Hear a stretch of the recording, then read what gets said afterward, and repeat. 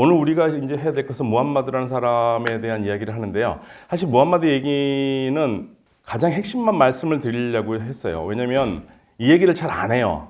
이 얘기를 잘 안 하고 무슬림들도 이 얘기는 자꾸만 빼먹고 무함마드가 위대한 예언자라고만 자꾸만 얘기를 하고 그리고 이슬람에 대해서 호교론적으로 공격하고 간 사람들은 이 부분을 빼먹고 그런데 사실은 무함마드는 이해하실 때 가장 좋은 방법은 이슬람교의 무함마드는 이슬람교에서 예언자라고 부릅니다.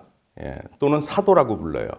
그러니까 이슬람교에서 사도라는 것은 하나님으로부터 계시를 받은 사람은 예언자인데 그 예언자 중에서도 공동체를 이끌어가고 경전을 받은 사람들을 사도라고 그래요. 그래서 이슬람교에서는 예수도 사도라고 그러고 아브라함도 사도라고 그러고 이렇게 사도를 붙이는 건 많지는 않습니다. 근데 이 전반적으로 무함마드가 속해 있는 틀은 예언자라는 틀입니다. 근데 이 예언자라는 틀은 기독교에서 말하는 예언자, 유대교에서 말하는 예언자하고 같은 연장선상에 있어요. 무함마드는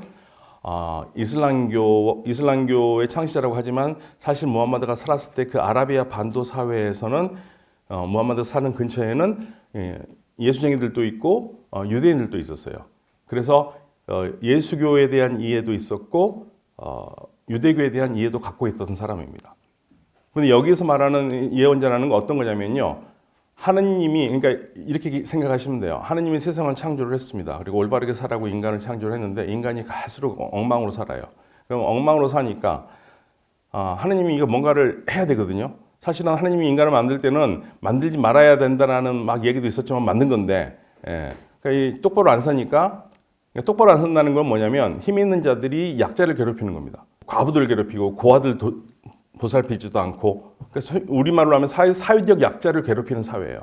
이건 도저히 이건 아니지 않느냐. 그래서 하느님이 이거를 교정하기 위해서 뽑은 사람이 예언자예요. 그러니까 지금 뭐 우리 교회 가서 하느님이 뽑았다 그러면 와 선택받았다 그러지만 사실은 이거는 완전히 인생 조진 겁니다. 왜냐면요 이거 멀쩡하게 잘 살다가 하느님한테 끌려가가지고 이 사람이 해야 될 말이 어마어마해요. 엄청난 권력 앞에서 그러지 말으라고 비난을 하는 겁니다. 그러니까 강력한 독재 국가에서 의로운 언론인이 정의를 얘기를 하면 어떻게 되는지 아시잖아요. 죽거나 갇히거나예요. 딱 그겁니다. 그게 예언자입니다. 예언자들 치고 제대로 산 사람 하나도 없어요. 거의 제명에 못 죽어요. 그러니까 하느님이 부르면 뭐 달라고 나를 부르셨습니까? 하고 사실 항의를 해야 됩니다. 근데 하느님이 부를 때는 당신의 말을 잘 전할 사람을 뽑는 거거든요. 그러니까 굉장히 착한 사람들이죠. 그리스도교에서 얘기하는 마지막 예언자가 예를 들면 세례자 요한이에요. 세례자 요한 어떻게 됐습니까?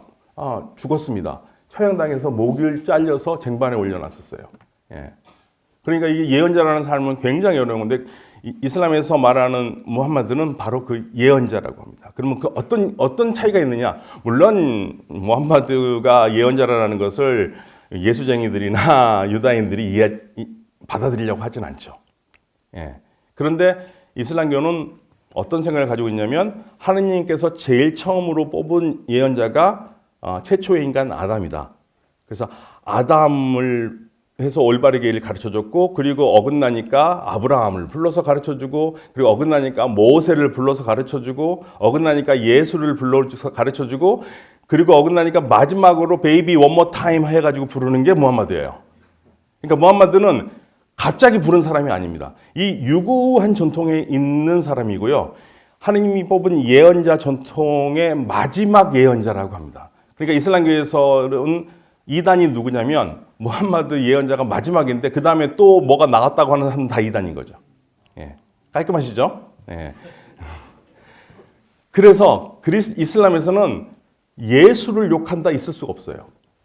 그러니까 지금 뭐 많은 분들이 이슬람을 잘 모르셔도 팔레스타인 이스라엘 뭐 싸움 문제 많이 알고 계시잖아요. 그러면 이런 말씀 하시는 분도 더 들었어요. 그러면 아랍 무슬림들이 유대인들 성경에 나온 사람들 다 욕하면 되지 않느냐? 불가능합니다.